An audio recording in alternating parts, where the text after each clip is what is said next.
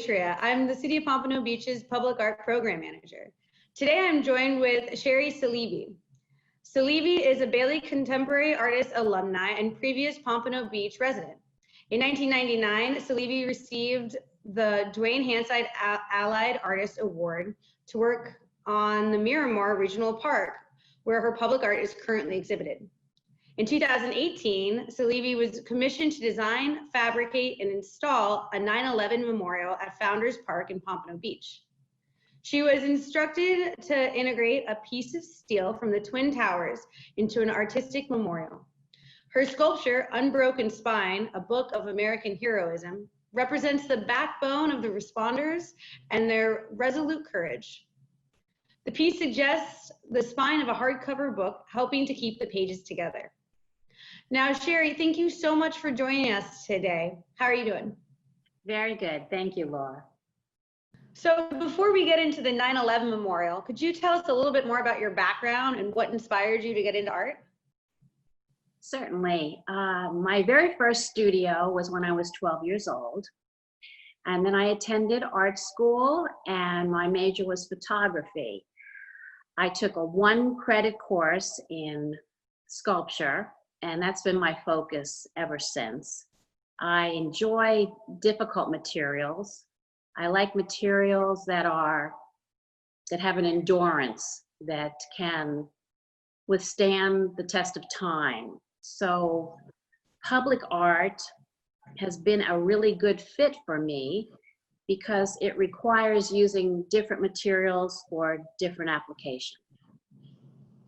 I like how with the art project that we're going to be talking about today, the memorial, how you integrated glass, which is, this is a tempered glass, so it's not that fragile, but glass is looked at as a fragile piece of artwork, and you put it with steel, which is a hard piece of artwork, or piece of material that can survive anything, even a destruction of a tower. So I really like that you put two materials that would normally not be considered together and made it work so beautifully. And I think that also showed the responders and their endurance to help each other. And I really like the materials you chose for that piece. I chose those elements, those materials, because they represented the fragility and the strength of the first responders and the actions that they had to take in entering the towers and saving many lives. Can you explain the process of applying to a public art project? I get a lot of people, early artists, and also just people from the community that don't understand the work that goes into it on the administration side, but also on the artist side as well. So what is your experience with applying to public art projects, and how do you prep for a call?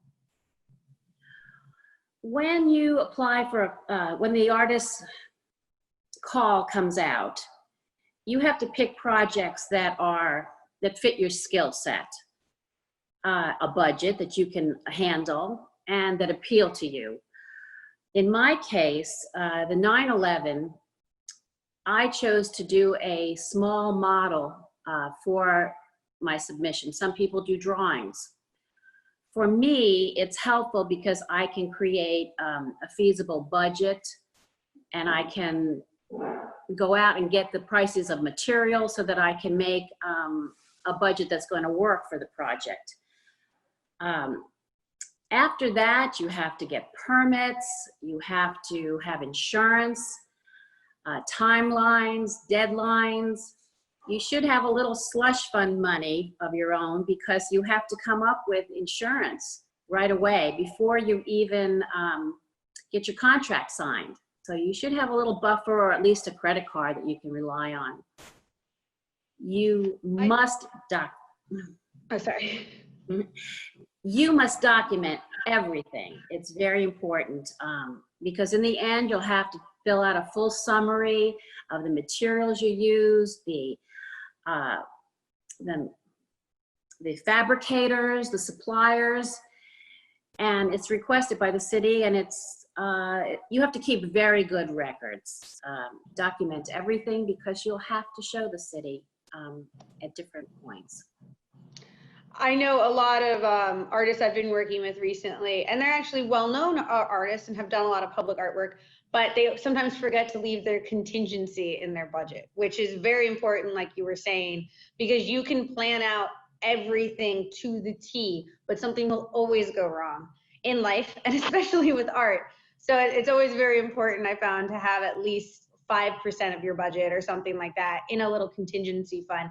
And if you don't need it, then that's an extra payout over for you. So I always just think that's important to mention for any artists who are applying, just to keep that in mind.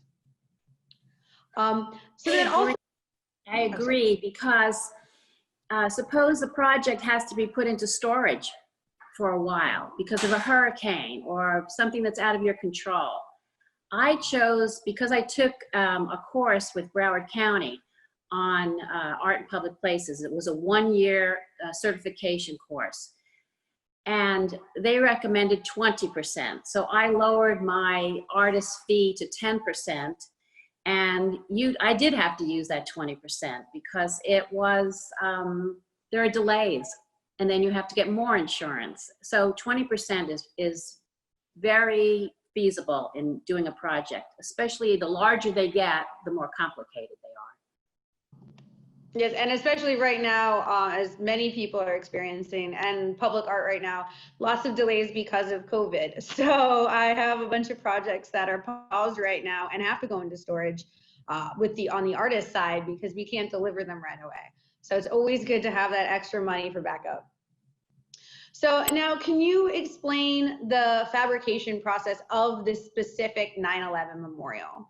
What were you said you started with a small scale maquette, which is a model, and then it's a 3D model. And then from there, you got contracted with the city and you started working on it. So what were the next steps after that?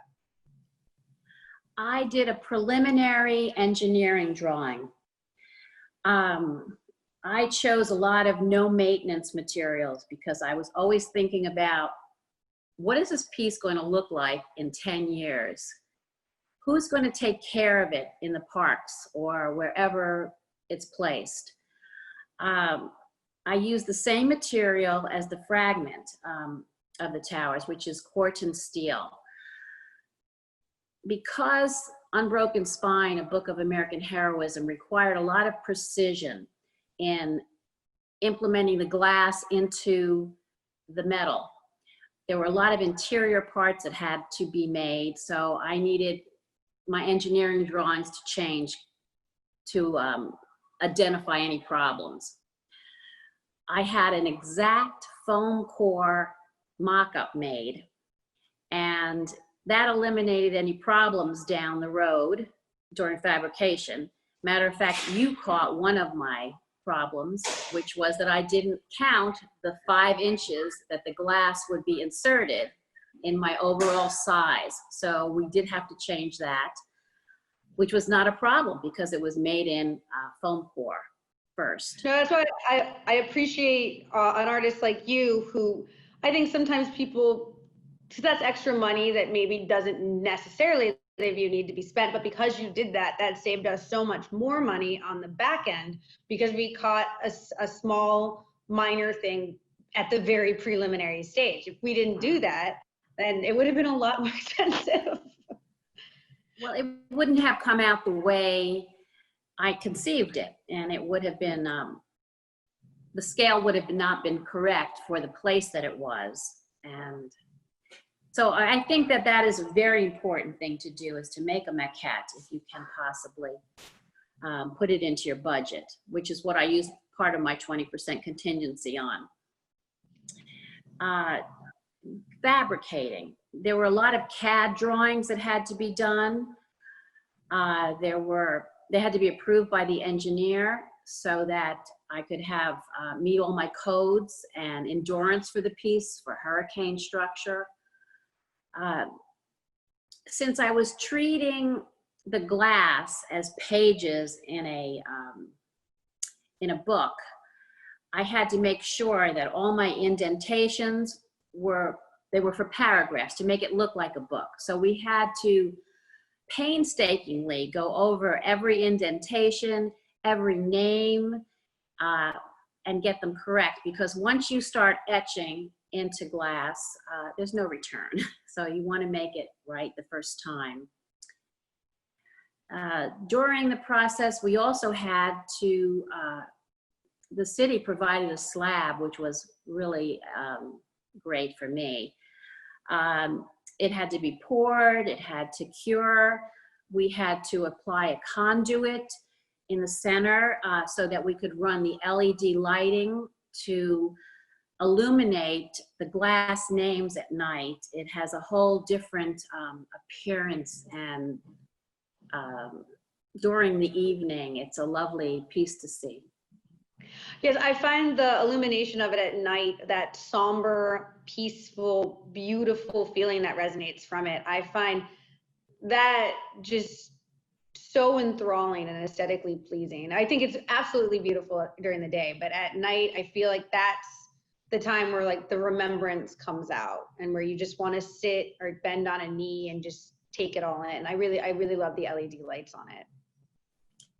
I agree, because the placement of it is, it's part of a larger park where there's a museum, a historical society, women's club is across the street, there are bocce courts.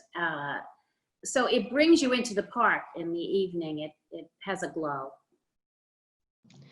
So could you talk about any of the most significant moments during creating this memorial? There were a lot of significant moments. I didn't anticipate how much it would affect me and all the suppliers and the people that I worked with. The whole project imbued a reverence for these 343 fallen first responders.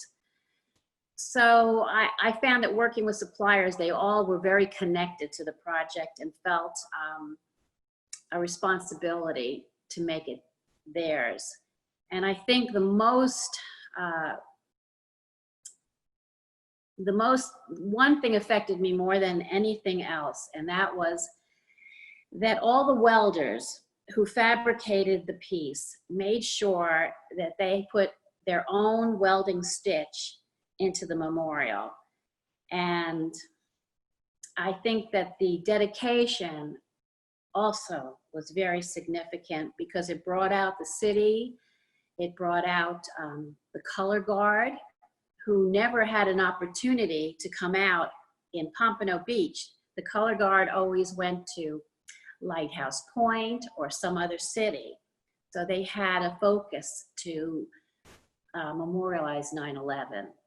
Also, the Public Art Committee, when we were working on this project, selecting the artists and then just working with you, a few of the members were actually in New York when this happened, and everyone, of course, felt the significance of this. And many times the committee members broke down crying while working on this project, because they knew how important it was, and they knew that they wanted to make sure that they got across the reverence of it. And they loved working with you because they knew that you felt it as well. So it was a really good fit, I think, with the committee members and you just working together on the whole thing.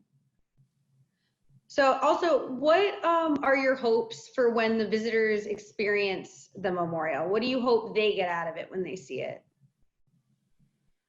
I hope that the visitors have a meaningful and intimate relationship with these tragic events, and that they can touch the exposed steel, they can run their fingers over the names of the fallen, and that they can sit and reflect on the passage of time, because every year will be another year after 9/11. So also, what projects are you working on right now? Do you have anything brewing in the pot? I've applied for a few projects and I don't have any answer on them yet. And since we are in social distancing and quarantining, I have started doing G-clays and digital prints because they are different sizes and they're affordable, that everyone should have some kind of art. And I'm noticing that since we're doing this video, I see a lot of other videos on TV of the newscasters, and they all have bookcases behind them, but very few people have art. So I think everyone should have a piece of art in their surroundings. The two artists right here, we have a bunch of art in our backgrounds. Also one more thing, where can we find more information on your work and anything else that's going on with you right now? Currently, my studio is in the Arts Warehouse in Delray Beach. On first Fridays, you can come up, and all the artists are here. I do miss being a Baca resident, but my studio was the largest, and I outgrew it with my mobiles and all of my sculpture. You can find me on the web. You just Cherie Saleeby. You can Google me. I also have an Instagram, which I post as often as I can. I post work, and that's Cherie Saleeby Art. And you can come to my studio as well when we all are able to. Thank you so much. Thank you so much, Cherie, for taking the time out of your day and giving us feedback on your amazing memorial. It really is just a very aesthetic and heart-touching piece, and you put so much work into it, and you can just truly see how beautiful it is. So for more information on the 9/11 project itself and other public art programs in Pompano Beach, please go to www.pbpublicart.com. You can also sign up for our artist network on that website as well. Thank you so much. Thank you, Laura.